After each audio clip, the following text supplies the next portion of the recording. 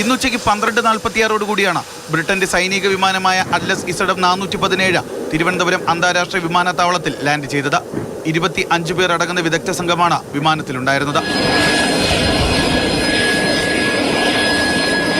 Clearance നടപടികൾ പൂർത്തിയാക്കിയ ശേഷം 2 മണിയോടുകൂടെ സംഘം അതീവ സുരക്ഷാ മേഖലയിൽ നിർത്തിയിട്ടിരിക്കുന്ന F-35B അടുത്തെത്തി.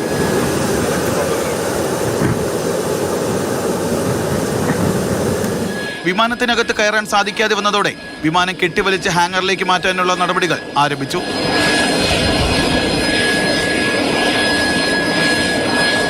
തിരുവനന്തപുരം വിമാനത്താവളത്തിലെ പുഷ് ബാക്ക് വാഹനമായ TLD TMX ഉപയോഗിച്ചാണ് ബ്രിട്ടന്റെ 5ാം തലമുറയിൽപ്പെട്ട യുദ്ധവിമാനമായ F-35B ഹാങ്ങറിലേക്ക് മാറ്റിയത്. 25 പേർ അടങ്ങിയ സാങ്കേതിക വിദഗ്ധർ ഉൾപ്പെടുന്ന സംഘം F-35B തിരിച്ചെത്തുമെന്ന പ്രതീക്ഷയിൽ വൈകുന്നേരത്തോടെ ZF-417 നാട്ടിലേക്ക് മടങ്ങി.